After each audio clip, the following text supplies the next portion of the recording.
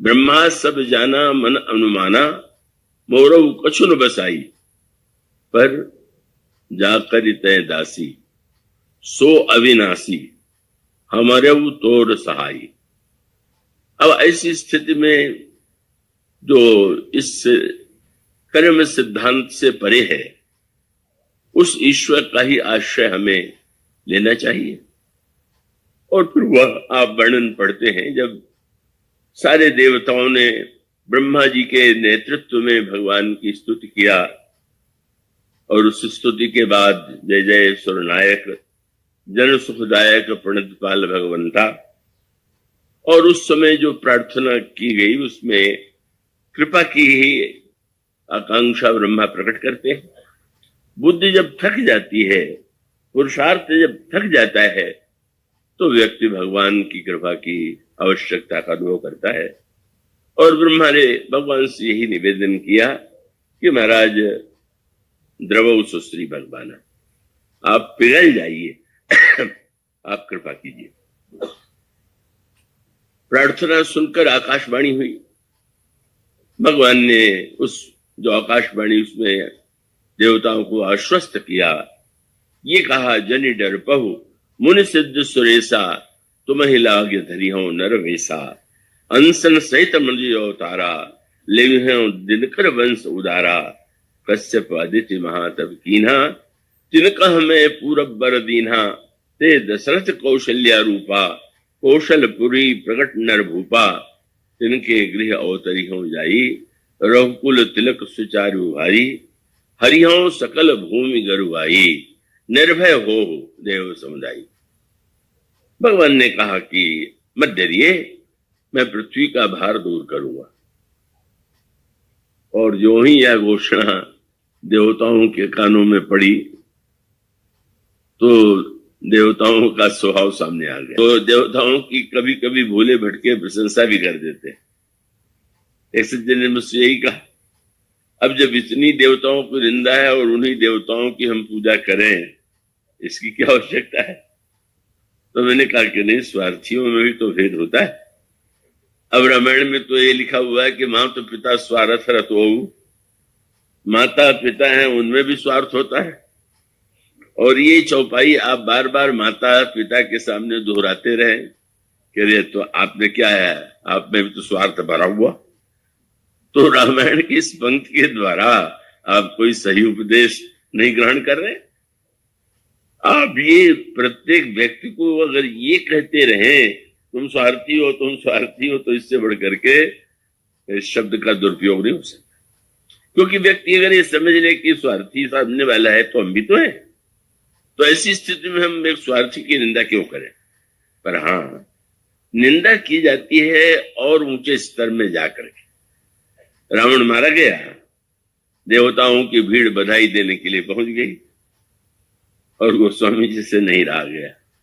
बड़े सुंदर शब्दों में देवताओं ने श्री राम को बधाई दिया, पर गोस्वामी जी ने देवताओं को की बधाई के लिए एक वाक्य अवश्य लिख दिया। क्या? आए देव सदा स्वार्थी, पर वचन कहे जन परमार्थी। जब बोलते हैं तो ऐसा लगता है कि वाह बड़े ऊंचे परमार्थी हैं, पर हैं पक्के स्वार्थी। युद्ध हो रहा था तो उसमें भाग लेने की आवश्यकता उन्होंने प्रत्यक्ष रूप से नहीं अनुभव किया। और यहां तक कि इंद्र ने वह रथ जो कई दिन बाद भेजा, पहले दिन से भेज सकता था पर नहीं भेजा। उसमें भी उसकी स्वार्थ की भय वाली वृत्ति कि रावण की क्षमता से लोग इतने अधिक आतंकित हैं कि देवताओं को बार बार लगने लगता है इंद्र को कि कहीं रावण ही जीत जाएगा तो क्या होगा। तो वो बेचारे जो है चाहते हैं कि श्री राम की विजय हो और पूरी तरह से वे हृदय से इसके लिए उत्सुक हैं, लेकिन ये भय तो सता रहा है कि रावण अगर जीत जाएगा तब तो फिर हम लोगों के लिए सबसे पहला दंड हम लोगों को भोगना पड़ेगा। तो मानो ये स्वार्थपरता थी, पर जब उन्होंने अनुभव कर लिया कि हम रथ चाहे न भेजे, श्री राम की विजय तो होती जा रही है। कुंभकर्ण, मेघनाथ सब बड़े योद्धा मारे जा चुके, तब स्वार्थी इंद्र को दूसरी चिंता हो गई कि अगर हमने अब भी रथ नहीं भेजा तो इतिहास में यही कहा जाएगा कि इंद्र जो था बड़ा स्वार्थी कायर था, उसने रथ नहीं भेजा, तो कम से कम एक बार तो ये काम अब कर दें तो जिससे ये कलंक तो न लगे। और तब इंद्र ने कई दिन बाद रथ भेजा। युद्ध के प्रारंभ में नहीं, भगवान राम से रावण का युद्ध होने पर भी आप ये नहीं पाएंगे कि पहले दिन रावण ने इंद्र ने रथ भेज दिया। लेकिन एक अवसर आया कि देवताओं ने भी कहा और इंद्र ने भी अनुभव किया कि नहीं, रथ तो भेज ही देना चाहिए। और रथ जब आया तो भगवान राम का जो दिव्य चरित्र है, उनका जो शील स्वभाव है, वो सामने आया। वो संगाबाद में कथा हो रही थी, एक नवयुवक ने मुझे लिख करके दिया, इस प्रसंग को जब मैं पढ़ता हूं तो मेरे शरीर में आग लग जाती है। तुलसीदास जी के प्रति बड़ा क्रोध आता है। क्या? उसका कहना था कि इंद्र ने स्वार्थ के कारण इतने दिन रथ नहीं भेजा और अब भेज दिया। तो उस नवयुवक ने लिखा कि मैं अगर होता तो इंद्र के रथ को लात मार के लौटा देता कि जा, तेरे रथ की आवश्यकता मुझे नहीं है, मैं उसके बिना भी लड़ाई जीत लूंगा। पर गोस्वामी जी ने लिख दिया कि इंद्र का जब रथ आया तो भगवान श्री राम ने हरसी चढ़े कौशल पर भूपा, राम प्रसन्न होकर के रथ पर बैठ गए। कितनी असह्य की बात, असह्य है। रथ लौटाना तो दूर रहा, प्रसन्न हो गए। मैंने यही कहा कि आप जो कर सकते हैं वो श्री राम नहीं कर सकते, और जो वे कर सकते हैं वो भी आप नहीं कर सकते। यही श्री राम के चरित्र का गौरव, महानता यही है ना। ये नहीं कि अब इतने दिनों तक रथ नहीं भेजा तो हम लत मार के लौटा देंगे। अच्छा, चलो इतने दिन बाद ही सही, अगर आ गया उसके मन में विवेक, अंतःकरण में विवेक आ गया तो ठीक है। तो भगवान राम तो रथ को स्वीकार करके, उसमें भी सूत्र वही है, और वो सूत्र यह है कि रथ क्या है। यही वह रथ है जिस पर भगवान राम बैठे। इसी रथ पर बैठ करके रावण से युद्ध इंद्र ने भी तो किया था, पर युद्ध में तो रावण के सामने इंद्र नहीं टिक पाया। जिस रथ पर बैठ करके इंद्र रावण से हार गया, उसी रथ पर जब उसने भगवान श्री राम से बैठने का आग्रह किया, संदेश भेजा, तो उस रथ के द्वारा भगवान राम रावण का वध कर देते हैं। इसका एक आध्यात्मिक तात्पर्य है, और वह तात्पर्य यही है कि रथ माने एक बहिरंग रथ, तो बाहर वाले रथ में भी रथ का दृढ़ होना, मजबूत होना आवश्यक है। और दूसरी ओर एक रथ जिसको आंतरिक रथ कहते हैं, जिसके द्वारा जीवन में सफलता प्राप्त की जा सकती है, वह रथ जिसे भगवान श्री राम ने भीषण के उपदेश में भीषण को बताया, यह धर्म रथ है। और उस धर्म रथ का तात्पर्य है कि केवल बहिरंग साधनों के द्वारा, वस्तुओं के द्वारा ही व्यक्ति को सच्ची विजय प्राप्त नहीं होती। सच्ची विजय प्राप्त करने के लिए आवश्यकता है कि व्यक्ति का चरित्र, व्यक्ति के जीवन का गुण, और उन चरित्र और गुण का सामंजस्य और समन्वय जो है जब होता है तो व्यक्ति सफल होता है। यही विजय है। और उसमें रथ का वर्णन किया गया, सौरज धीरज ते रथ चाका, सत्यशील दृढ़ ध्वजा पताका, सौर भी हो धैर्य भी हो, सत्य भी हो शील भी हो, बल भी हो विवेक भी हो, इंद्रिय दमन भी हो परोपकार भी हो, दो दो का सामंजस्य आपको मिलेगा। और इसका अभिप्राय के गुणों में हमें समन्वय और सामंजस्य स्थापित करना चाहिए। मानो इंद्र का पद जो प्राप्त होता है वो धर्म से प्राप्त होता है। जो शास्त्र कहते हैं जो व्यक्ति बहुत पुण्यात्मा होता है और 100 अश्वमेध यज्ञ पूरे करता है, का वही इंद्र का पद प्राप्त करता है।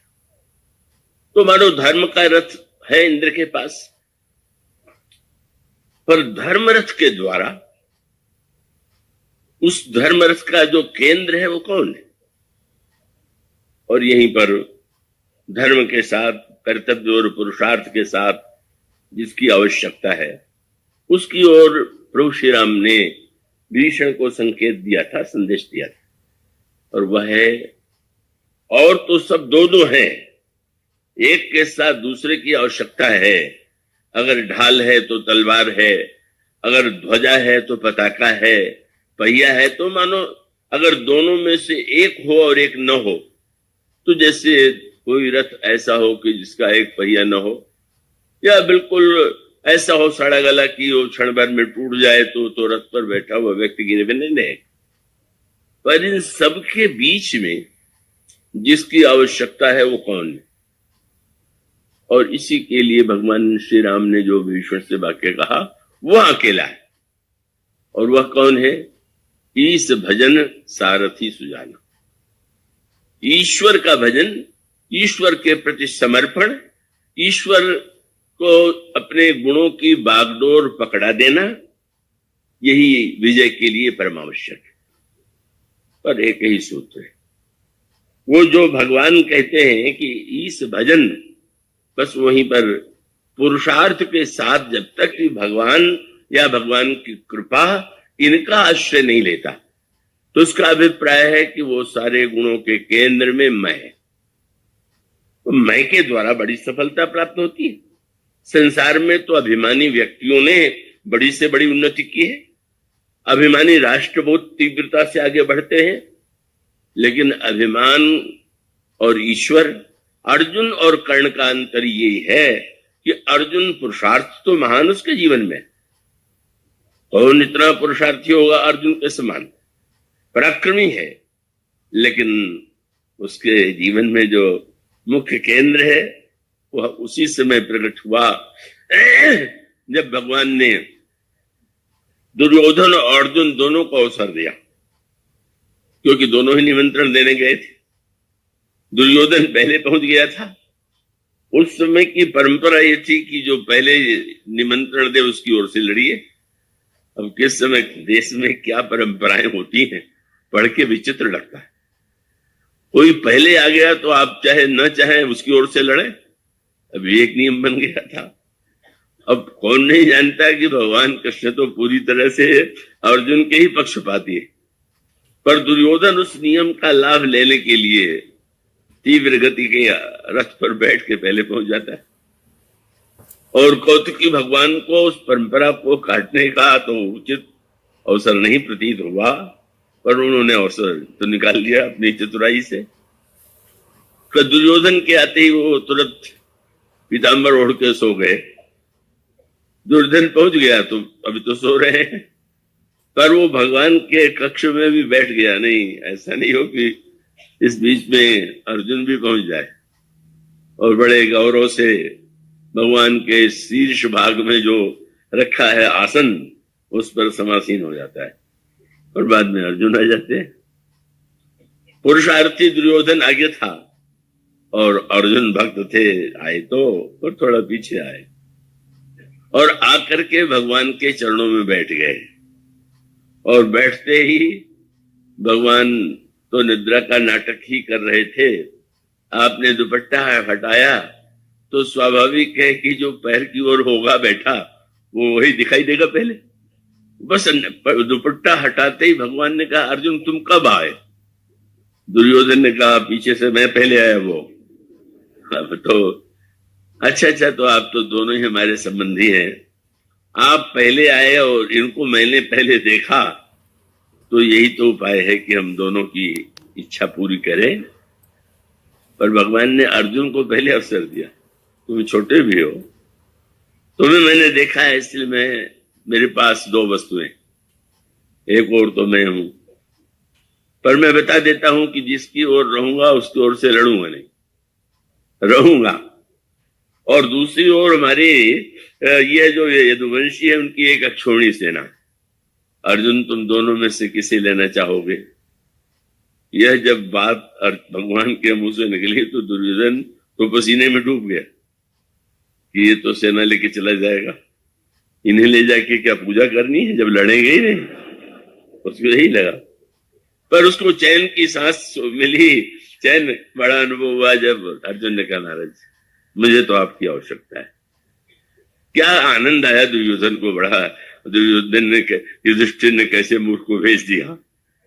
कह रहे हैं कि मैं नहीं लड़ूंगा, वो कह रहे हैं हम आपको लेंगे। माने अर्जुन की जो विनम्रता है वो यही है कि ठीक है युद्ध तो करूंगा ही मैं, पर हमारे रथ का सारथ्य जो है वह तो भगवान ही संभाले। इसीलिए भगवान ने दुर्योधन के चले जाने के बाद अर्जुन को फटकारा, इतना ना समझे तुझे मैंने पहले अवसर दिया और तू चाहता तो सेना मांग लेता, पर तूने मुझे मांग लिया जब मैं कि लड़ूंगा नहीं। तो हंस करके अर्जुन ने यही कहा कि महाराज मैंने तो समझबूझ के आपको मांगा है, क्या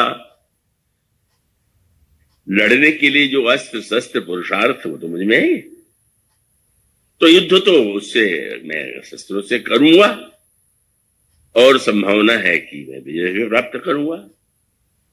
पर समस्या ये कि मैं विजय प्राप्त करूंगा तो लोग यही कहेंगे कि अर्जुन कितना महान योद्धा है कि उसने कौरवों को हरा दिया। पर युद्ध तो कोई ऐसी वस्तु नहीं कि कहा जाए कि यही जीतेगा। अगर कहीं कौरव भी जीत गए तो कलंक मुझे नहीं आपको लगेगा कि जिस अर्जुन के सारथी कृष्ण थे वो हार गया। तो समझ जाते हैं उसका अभिप्राय कि अर्जुन की महानता यही है कि वो अपने पुरुषार्थ में कहीं उसकी कमी नहीं, पर वो यही मान के चलता है कि अंत में ईश्वर जो है वही हमें विजय दिला सकता है, ईश्वर ही हमारे जीवन रथ को सही दिशा में ले सकता है। और इसीलिए कर्ण की पराजय उसकी अभिमान की पराजय है और अर्जुन की विजय का भगवान के हाथों में अपने को सौंप देने की, भगवान पर जो विश्वास है, क्योंकि व्यक्ति का पुरुषार्थ सक्रिय होता है पर भगवान की कृपा तो निष्क्रिय होती है, कोई सामने तो नहीं दिखाई देती। व्यक्ति कार्य तो करता हुआ व्यक्ति ही दिखाई देता है और व्यक्ति दिखाई देता है तो कहने वाला उसी को कहेगा कि इस व्यक्ति ने ऐसा किया और ऐसा हुआ।